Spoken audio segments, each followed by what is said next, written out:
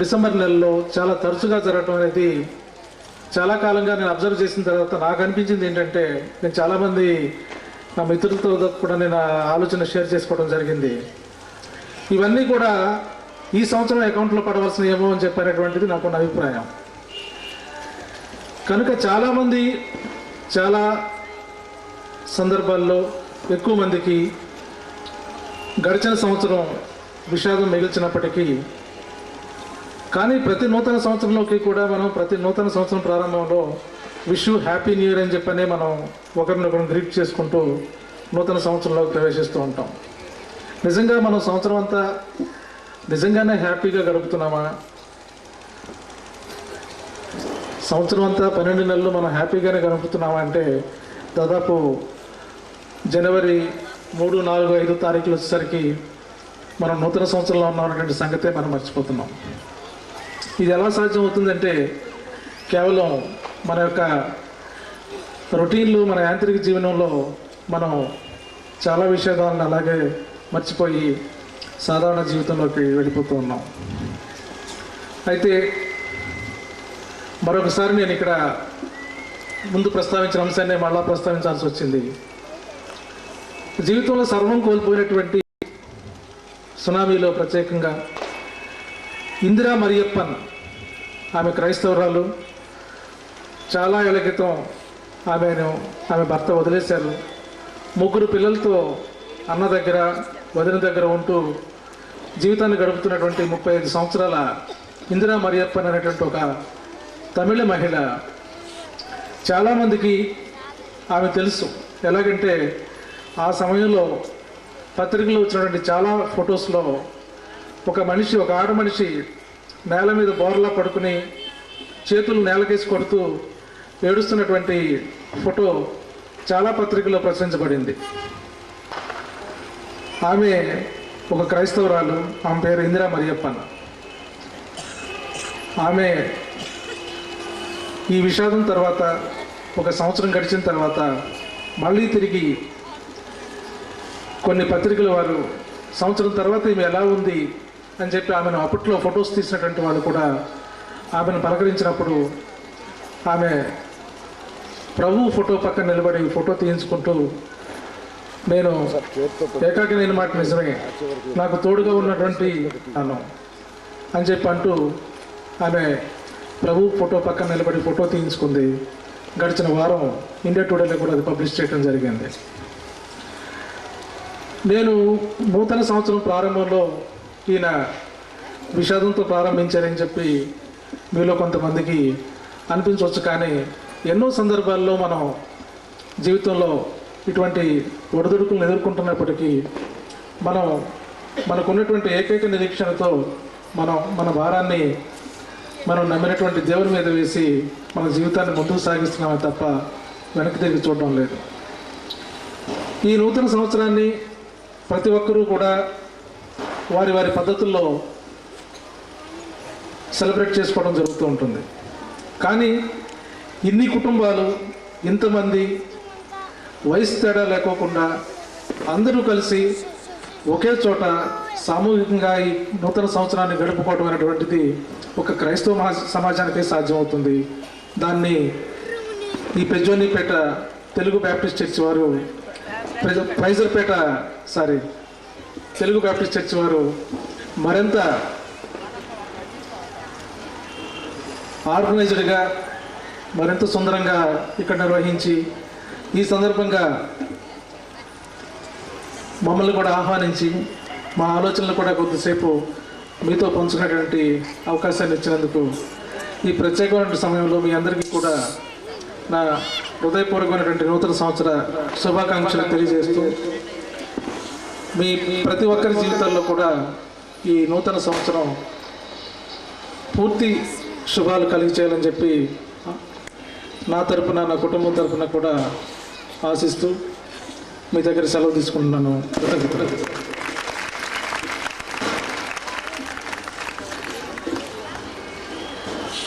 Johnson గారికి వందనాలు చెల్లిస్తున్నాం. సమయంలో మరి మన ప్రియులు, మన సభ్యులు వర్ల రామయ్య గారు రాష్ట్ర ఎస్విసెల్ సెక్రటరీ గారు మన మధ్య ఉన్నారు. వారు ఉండడం మనకు సంతోషం. అంటే ప్రేమతో మన సహవాసులకు ఆహ్వానిస్తూ వారు కూడా కొన్ని గ్రీటింగ్స్ చెప్పవలసిందిగా ప్రభునామంలో అనుకోవచ్చున్నాం.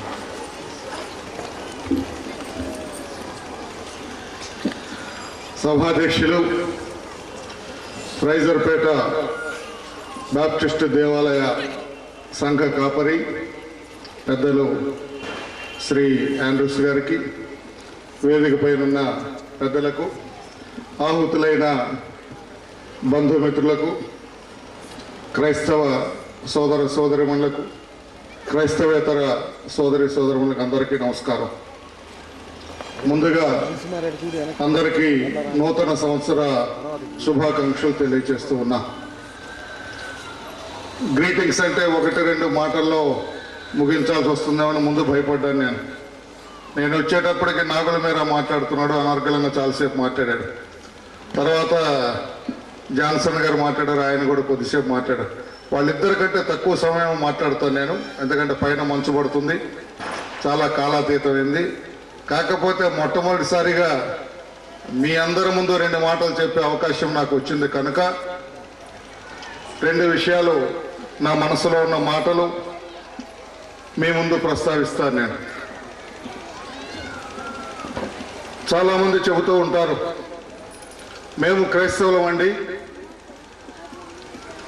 మేము ప్రతి ఆదివారం దేవాలయానికి వెళ్తాం, ప్రతిరోజు నేను బైబిల్ చదువుతాను, నేను ఉదయం లేచినప్పుడు చదువుతాను, రాత్రి పడుకునే ముందు నేను బైబిల్ చదువుతాను, నేను ఉదయం ప్రార్థిస్తాను, రాత్రి ప్రార్థిస్తాను. బైబిల్ నా వెంట ఎప్పుడూ ఉంటుంది. ప్రతి ఆదివారం నేను తప్పనిసరిగా నేను దేవాలయానికి వెళ్తాను కనుక నేను క్రైస్తవుణ్ణి అని చాలామంది అంటూ ఉంటారు. ఎందుకో దానితో ఏకీభవించడం నాకు ఇష్టం ఉండదు. ఆదివారం తప్పనిసరిగా దేవాలయానికి వెళ్ళిన వాడు క్రైస్తవుడా? ప్రతిదినం ప్రార్థన చేసేవాడు క్రైస్తవుడా? బైబిల్ 24 గంటలు చంకలో పెట్టుకొని తిరిగేవాడు క్రైస్తవుడా? అంటే నాకున్న కొద్ది పరిజ్ఞానంతో అది కాదేమో. ఎవరైతే క్రీస్తు ప్రభువును కలిగి ఉంటారో వారే క్రైస్తవులని నాకున్న కొద్దిపాటి నమ్మకంతో నాకు అనిపిస్తూ ఉంటుంది. You should possess Jesus Christ, then only you can claim that you are a Christian. ఎందుకంటే క్రీస్తుని కలిగి ఉండటం అంటే చాలా కష్టమైన విషయం, అదంత ఈజీ కాదు. ప్రభు అయిన క్రీస్తు నీ ప్రతి దినచర్యలో భాగం అవ్వాలి. నీవు చేస్తున్న ప్రతి పనిలో ఆయన రూపం ప్రతిస్పందించాలి. ఏమిటి? మన భారతదేశ సంస్కృతి ప్రకారం, మన వేదాల ప్రకారం దేవుడు ఏ సమయంలో భూమి మీద ఉద్భవిస్తాడో చాలా సుస్పష్టంగా తెలియచేయటం జరిగింది. పరిత్రాణాయ సాధూనాం వినాశాయ చ దుష్కృతాం ధర్మ సంస్థాపనార్థాయ సంభవామి యుగే యుగే. పరిత్రాణాయ సాధూనాం, ఈ భూమి మీద మంచి వాళ్ళని రక్షించడం కోసం, మంచి వాళ్ళని కాపాడటం కోసం, మంచి వాళ్ళ ఇంట్రెస్టులన్నింటిని కూడా పరిరక్షించడం కోసం దేవుడు ఉద్భవిస్తూ ఉంటాడు. వినాశాయ చ దుష్కృతాం, దుర్మార్గులను సంహరించడం కోసం, చెడ్డ వాళ్ళని నాశనం చేయటం కోసం, వారికి బుద్ధి చెప్పటం కోసం, వాళ్ళని సరైన మార్గంలో పెట్టడం కోసం భగవంతుడు ఉద్భవిస్తూ ఉంటాడు. ధర్మ సంస్థాపనార్థాయ, ధర్మాన్ని 4 పాదాలు నడిపించడం కోసం. ధర్మం ఏదైనా దారి తప్పినప్పుడు, ధర్మం సరిగా భూమి మీద నడవనప్పుడు దాన్ని సరైన మార్గంలో నడిపించడం కోసం సంభవామి యుగే యుగే భగవంతుడు ఈ భూమి మీద ఉద్భవిస్తూ ఉంటాడు. అది భగవంతుడు భూమి మీద రావడానికి పరిస్థితులు. కానీ ప్రభు అయిన యేసుక్రీస్తు ఈ 3 పరిస్థితుల్లో రాలేదు భూమి మీదకి. ఎందుకయ్యా ప్రభు అయిన యేసుక్రీస్తు వచ్చారంటే పాపులను రక్షించడం కోసం ప్రభు అయిన యేసుక్రీస్తు వచ్చారని చెబుతున్నాడు. పాపులను శిక్షించడం కోసం ఆయన రాలేదు. జనరల్గా దేవుడు ఎప్పుడు ప్రత్యక్షమవుతాడు భూమి మీద అంటే పాపం పెరిగినప్పుడు పాపులందరినీ శిక్షించడం కోసం, ధర్మాన్ని రక్షించడం కోసం, మంచి వాళ్ళని కాపాడటం కోసం భూమి మీదకి వస్తాడు. కానీ ఒక ప్రత్యేకమైన పరిస్థితుల్లో ప్రభు అయిన యేసుక్రీస్తు భూమి మీదకి రావటం సంభవించింది. అది పాపులను రక్షించడం కోసం. మనందరం కూడా అటువంటి ప్రత్యేకత సంచరించుకున్న భగవంతుడికి, దేవదేవుడికి వారసులుగా ఉండాలంటే ఆయన మనలో నివసించాలి, ఆయన మన ఆత్మలో నివసించాలి. ఆయన ప్రతి విషయంలో నేను ముందు చెప్పినట్లుగా మనకి ఒక ప్రతిబింబంగా మనం ఉండాలని నేను మనసారా కోరుకుంటూ ఉన్నా.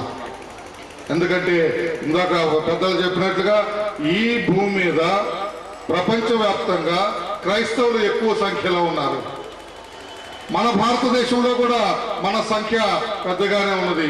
కానీ ఇతర దేశాల్లో క్రైస్తవులు ఎంజాయ్ చేస్తున్నట్లుగా చెప్పి కూడా నేను తెలియజేస్తూ ఈ చక్కని అవకాశం నాకు ఇచ్చారు ఆండ్రూస్ గారు. ఈ దేవాలయ సంఘం, ఈ సంఘం అంటే నాకు చాలా ఇష్టం.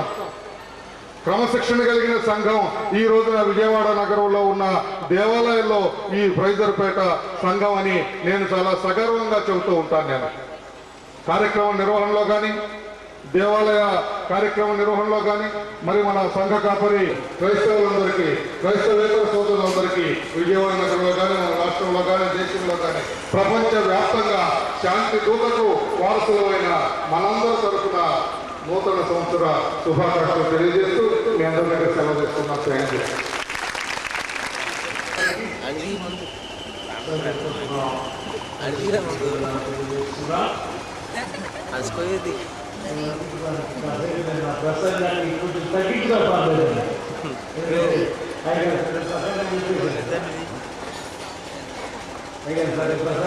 కాబట్టి నేను నా ప్రసంగ సమయం కొంచెం గురించుకోవడానికి నాకు కొంచెం యూజ్ అయింది. Thank you sir, thank you very much. సమయంలో షావులి అబ్రహాం లింకన్ గారు వారు కూడా ముఖ్యంగా శుభాకాంక్షలు సాధించి చెప్పాలి. తర్వాత చిలక సరోజిని భగవాన్ చూసిన తర్వాత ఈ కార్యక్రమాన్ని ముగించి మన రెగ్యులర్ కార్యక్రమం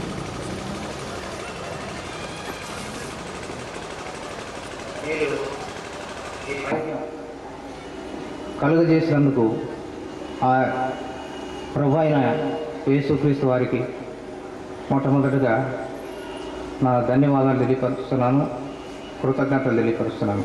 మరి ఈ సమావేశానికి మేము మరి ఇక్కడ మీతో పాటు ఉండటానికి, కలిసి సంతోషించడానికి మరి ఈ సంఘ కాపరి గారు, ఆండ్రూస్ గారు, మరి సెక్రటరీ గారు, సభ్యులు, మరి అందరూ మమ్మల్ని ప్రేమతో ఆహ్వానించి మరి ఈ చిరు సత్కారాన్ని కూడా ఏర్పాటు చేసింది. మరి మేము అతి ముఖ్యమైనది ఆత్మ ఫలాలను చెప్పబడి ఉన్నాయి. అవి ప్రేమ, సంతోషము, సమాధానము, దీర్ఘ విశ్వాసము, సాత్వికము, ఆశా నిగ్రహం. ఇవన్నీ కూడాని ఆత్మ ఫలంలో సిద్ధించి దేవుని యొక్క మార్గంలో శాంతి సమాధానాలు కలిగి మరి అన్ని ఆర్థిక విషయాల్లో కానీ, కుటుంబ విషయాల్లో కానీ సంతోషం, శాంతి సమాధానంతో ఈ సంవత్సరం అంతా కూడా వర్తిల్లాలని మరొకసారి నేను అందరికీ గ్రీటింగ్ తెలియజేస్తూ ఈ సమావేశంలో మరి మేము ముగిస్తున్నాం. అందరికీ థ్యాంక్ యూ బ్రహ్మలింకన్ గారు. చివరిగా మన స్థానిక కార్పొరేటర్ గారు చిలక సరోజిని భగవాన్ గారు గ్రీటింగ్ తెలియజేస్తారు. తర్వాత ఈ కార్యక్రమాన్ని ముగించుకొని తర్వాత కార్యక్రమాన్ని కోరుకోవాలి.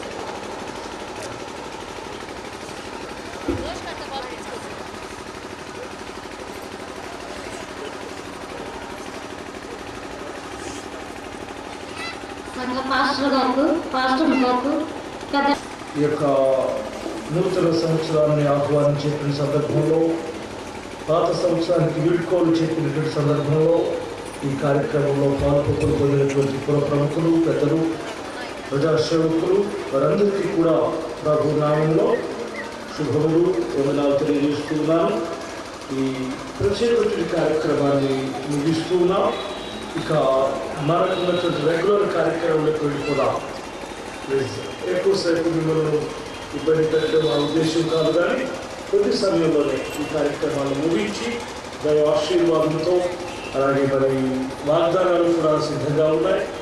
వాటిని కూడా మీరు తీసుకొని ఈ నూతన సంవత్సరపు దీవెనలు ఆశీర్వాదాలు పొంది ఇక్కడి నుంచి వెళ్ళవలసిందిగా ప్రభు పక్షంగా మీకు మనవి చేస్తున్నా. అందరూ మరి కరడు వచ్చి మౌనంగా ఉన్నట్లయితే వినుకున్న యేసుదాసు గారు ప్రార్థన ఉంటే సరే లేకపోతే నేనే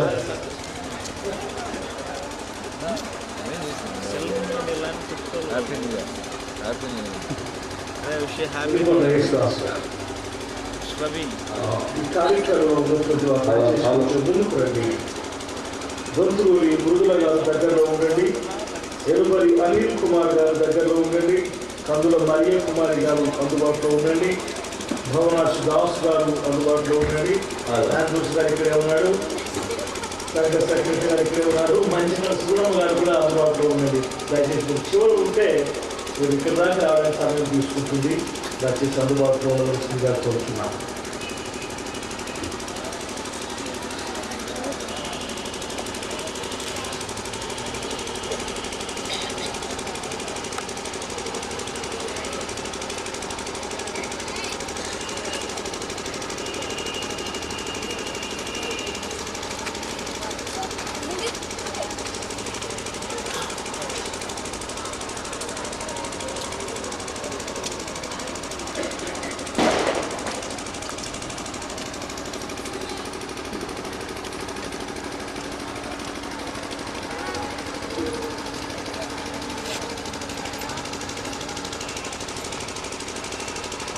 దేవుని స్తోత్రము.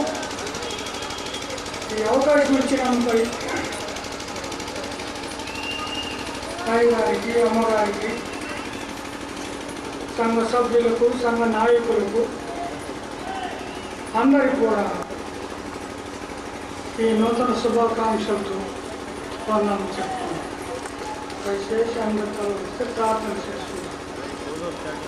మా ప్రియమైన పరలోకపు తండ్రి, జీవం కలిగిన ప్రభువా, నమ్మకం కలిగిన ఆయన దీవించి అయ్యా నాకు ఈ సమయం ఇచ్చినందుకై మీకు వెళ్ళలేని వందనములు చెల్లిస్తున్నాను. అయ్యా వచ్చిన పెద్దలందరికీ కూడా తండ్రి నేను వందనములు చెల్లించుకుంటున్నాను. అయ్యా కూడి వచ్చిన మీ బిడ్డలందరినీ కూడా మీరు ఆశీర్వదించండి, దీవించండి. మా తండ్రి, మా నాయన రాలేకపోయి ఉన్న బిడ్డలను మీరు ఆశీర్వదించి దీవించండి. సంఘమును ఆశీర్వదించండి, కాపరిని ఆశీర్వదించండి, సంఘములో ప్రతి కుటుంబమును ఆశీర్వదించి దీవించండి నాయన. సంఘములో ఉన్న వారిని కాదు నాయన, అందరినీ కూడా దీవించండి. మా దేశమును, మా రాజ్యమును, మా మంత్రులను అందరినీ కాపాడండి, రక్షించండి. దేశానికి రక్షణ, సంతోషం, సమాధానం దయచేయము మనం చేసి వేడుకుంటున్నాను తండ్రి. మా తండ్రి, మా నాయన మీ చిత్తం అయితే మరొక సమయంలో మేము చూడగలిగేటట్టు మీ సహాయం దయచేయండి. ఇదంతా మీ కృపే, మీ ఏర్పాట్లే అయ్యా. డిఓఎఫ్ వారిని అయితేనేమి, శీల సమాజం వారిని అయితేనేమి, సంఘ నాయకులను అయితే, సంఘ సభ్యులు అయితే తండ్రి ఈ కార్యము ఎంతో ఘనంగా తండ్రి మీరు జరిపిస్తున్నందుకై మీకు వెళ్ళని వందనములు చెల్లిస్తున్నాను. కంటికి కనపడదు, చెవికి వినపడదు, హృదయము గోచరం కాన ఇంత ఆలోచన కర్తవు తండ్రి మీరు మమ్మల్ని ఎదిగించి జీవింప చేస్తున్నందుకు మీకు వందనం చెల్లిస్తున్నాం అయ్యా. ఈ సమయంలో మా అయ్యగారు తండ్రి వాక్యం మాట్లాడుతుండగా మా తండ్రి ఈ యొక్క రేడియో ద్వారా అనేక మంది ఆ యొక్క వాక్యం విని ఒక వింత సంతోషం, మాదానందం పొందగలిగేటట్టు సాయం చేయమని ఈ కూటమి ఆది నుండి అంతం వరకు మీరుండి నడిపించినందుకై మీకు వందనములు, స్తోత్రములు చెల్లిస్తున్నాము నాయన. కాబట్టి మా తండ్రి ఈ కూడికలో అంధకార సంబంధమైన చీకటి శక్తులు దాని క్రియలను మీ నామంలో బంధించమని మనం చేస్తున్నానయ్యా. మా తండ్రి, మా నాయన, మా సంఘం అంతా కూడా ఒక మాట మీద, ఒక తాత మీద నడుచుకునే భాగ్యం కూడా మీరు మాకు అనుగ్రహించమని, ఆది అంతా మీరు అయి నడిపించమని మా ప్రభుని మీ ప్రియకుమారుడైన క్రీస్తు యేసునామందు మనం చేసి వేడుకుంటున్నాను తండ్రి. ఆమేన్.